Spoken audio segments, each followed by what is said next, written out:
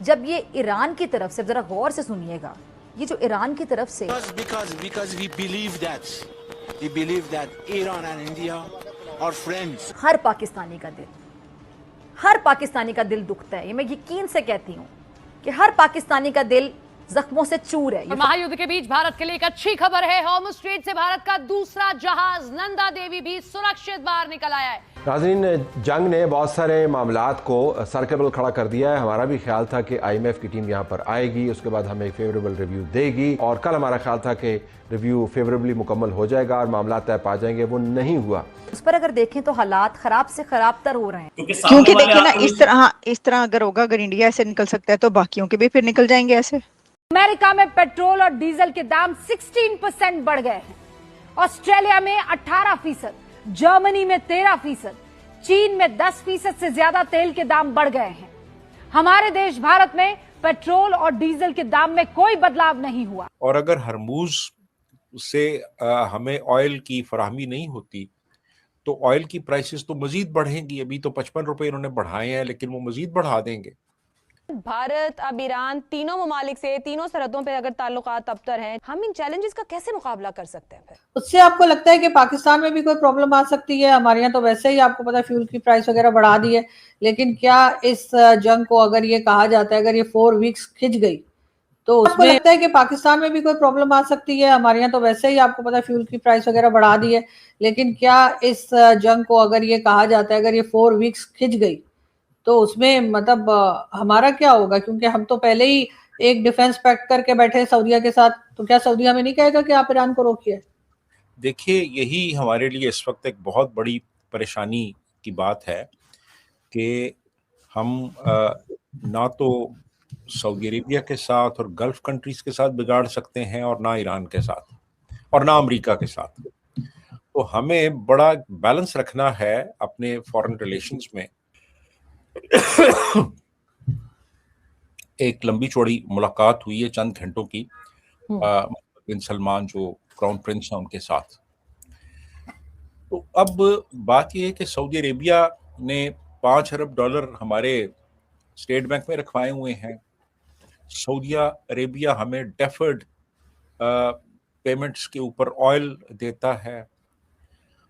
हमारी बहुत सी जो मुआशी मुश्किलात अब तक रही हैं उसमें सऊदीया ने हमारा बड़ा साथ दिया है। दूसरी तरफ ईरान है।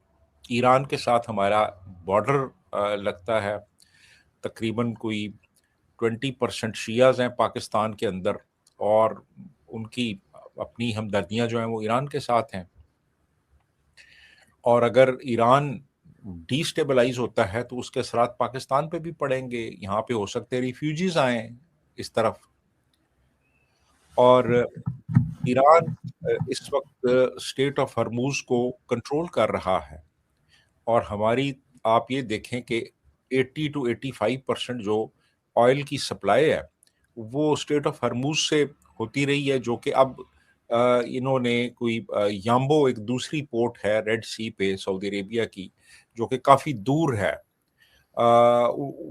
अब ये उनके साथ तय हुआ है जी कि अब ऑयल वहाँ से आया करेगा, लेकिन इससे पहले जो हमारी मेजर सप्लाई लाइन थी वो तो हरमूज थी। और अगर हरमूज से हमें ऑयल की फराहमी नहीं होती तो ऑयल की प्राइसेस तो मजीद बढ़ेंगी। अभी तो 55 रुपए इन्होंने बढ़ाए हैं, लेकिन वो मजीद बढ़ा देंगे। तो ये जो हालात हैं, ईरान के साथ भी हमें बहुत देखभाल के चलना है। सऊदीया के साथ अमेरिका ने ईरान की ऑयल एक्सपोर्ट्स के लिए लाइफ लाइन समझे जाने वाले खार्क जजीरे पर शदीद बमबारी की है। ये खर्ब जो आइलैंड है, इससे 90 से 95% जो ईरान का ऑयल एक्सपोर्ट होता है ना, वो यहाँ से होता है। तो इसकी अहमियत को आप जरा समझिए। रिजीम्स आपको गिरती नजर आ रही हैं मशरिक़ वस्ता ईरान की? नहीं, अरब वर्ल्ड में। अरब वर्ल्ड में अब डामाडोल है मामला। अब ये क्या कर रहे हैं, एक और जो गंदी चीज कर रहे हैं, ये कुर्द्स को तैयार कर रहे हैं, और कुर्द का कमांडर अब कह रहे हैं कि हमें ये इशारा करें, हम ईरान में एंटर करेंगे। जी जी। अब अगर कुर्द भी अंदर आ जाते हैं तो मुझे बताएं, ये तो आपकी रीजनल जंग वैसे शुरू हो गई है। उसके बाद पाकिस्तान और अफगानिस्तान का एक थिएटर खुला हुआ है। सो मुझे अब बताएं कि अब ये बिल्कुल करवा रहे हैं, बिल्कुल सही कहा आपने, बिल्कुल सही कहा। शिवा साहब, मैं 2-4 चीजें अर्ज करना चाहूंगा। एक तो मैं ये बताऊंगा कि जंग इजराइल जीत चुका है। ये किस तरह स्टेटमेंट दे रहा हूं कि ईरान जंग हार चुका है, बल्कि आप भी जंग हार चुके हैं, जंगे आने वाली भी हार चुके हैं। और कैसे हार चुके हैं? हमारा कसूर सिर्फ और सिर्फ ये है कि हम तालीम से दूर हैं। आप हर जंग आपके मुंह पे मारी जाएगी। आप जिंदगी में सिर्फ दुनिया तो फेरा पान आए हो, 3 टाइम की रोटी खाना है। कि इससे पहले प्रेसिडेंट ट्रम्प साहब ने ये भी बताया था। आज अमेरिका ने खारग आइलैंड पे जो है वो हमला कर दिया है। इंडिया ने आज स्टेटमेंट दे दिया है कि वो तालिबान के साथ खड़े हैं और पाकिस्तान जो अफगानिस्तान में कर रहा है ये बम्बार्डमेंट ना करे। और इंडिया कह रहा है हमें तेल पहुंचेगा, ईरान से हमारी दोस्ती है। यूएई ने भी तमाम ईरानियों को वो निकाल रहे हैं, उनके जो वहाँ पे इंस्टीट्यूशंस थे सब कुछ खत्म कर रहे हैं। कैसे देखते हैं ये जंग? तो तारड़ साहब एस्केलेशन तो बहुत ज्यादा होगी, तो फैल गई है। ये अमेरिका तो कुछ और चाहता था, तो ये कैसे देखते हैं सारा कुछ? क्या पैनिक है, क्या टेम्परेचर है वॉशिंगटन में? शिवा साहब, वॉशिंगटन में टेम्परेचर, बल्कि वॉशिंगटन डीसी यही चाहता था जो हो रहा है इस वक्त। आपको किसने कहा कि वॉशिंगटन डीसी ये नहीं चाहता था? वॉशिंगटन डीसी यही चाहता था। चीमा साहब, मैं अगर बताऊं तो ज़ायनिस्ट ड्रीम क्या है? ज़ायनिस्ट ड्रीम ये है कि मिडिल ईस्ट के अंदर ये एक दूसरे को मारें, एक दूसरे पे हमले करें और वो इस चीज का फायदा उठाएं और ग्रेटर इजराइल की तरफ मूव करें। और फिर उसके बाद ये है कि अब हालात अबतर हो जाएं और उसके बाद ये इतने कमजोर हो जाएं कि उनके पांव में लेट लेट कर माफिया भी मांगे और रोजाना खैरात उनसे मांगे। अब हालात उस तरफ जा रहे हैं। शिवा साहब, मैं 2-4 चीजें अर्ज करना चाहूंगा। एक तो मैं ये बताऊंगा कि जंग इजराइल जीत चुका है।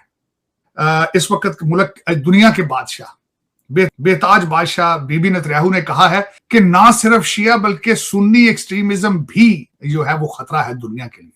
मैं अगर उनसे गुजारिश करना चाहूं, अगर एक्सट्रीमिज्म का डिफाइन कर देते तो मेहरबानी होती उनकी। और दूसरा, अगर ज़ायनिस्ट एक्सट्रीमिज्म हो तो उसके बारे में, एक्सट्रीमिस्ट हो तो उसके बारे में क्या ख्याल है? अगर एक क्रिश्चियन एक्सट्रीमिस्ट होता है उसके बारे में क्या ख्याल है? और फिर उसके बाद अगर हिंदू, कोई भी दूसरा सिख, कोई भी अगर एक्सट्रीमिस्ट होता है तो उसको क्या नाम देंगे आप?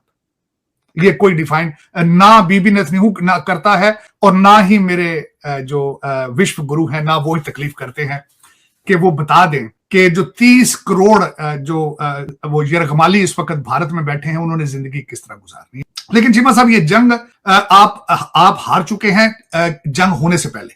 मैं उस पर अर्ज करना चाहूँ। चीमा साहब, हिस्ट्री के औराक अगर देखें, जो लोग मीडिया को कंट्रोल करते हैं वो कभी जंगे हारे हैं। चीमा साहब, जो मीडिया को कंट्रोल करते हो। आपकी बात काटने लगा हूं, मुझे जुमला याद आ गया विंस्टन चर्चिल का। उसने कहा, history will be kind to me because I intend to write. Cheema साहब, हिस्ट्री कहते हैं हिज स्टोरी, किसकी ताकतवर की स्टोरी। गरीब तो बेचारा मारा जाता है ना, वो खत्म हो जाता है। गाजा के बच्चों की स्टोरियां ना को लिखेगा ना हॉलीवुड उसके। हमारी वीडियो में स्वागत है। तो गाइस, आपको पता ही होगा कि हमने एक न्यूज का नया चैनल बनाया है जिसके अंदर आपको पता ही है कि हम रोज़ाना ही न्यूज की वीडियो डाला करेंगे।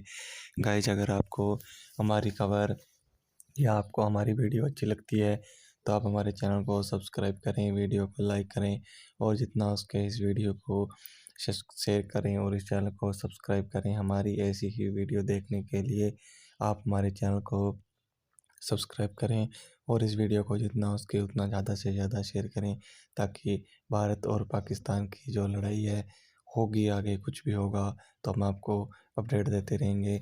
और भारत और ईरान की दोस्ती भी हो चुकी है, ये भी आपको पता है। तो पाकिस्तान को इस समय कैसा महसूस हो रहा है ये देखने के लिए आप हमारे चैनल को सब्सक्राइब करें, वीडियो को लाइक करें और इस चैनल को सब्सक्राइब ही कर लें। धन्यवाद गाइस, हमारी वीडियो यहाँ तक पूरी कंप्लीट देखने के लिए आपका बहुत बहुत धन्यवाद।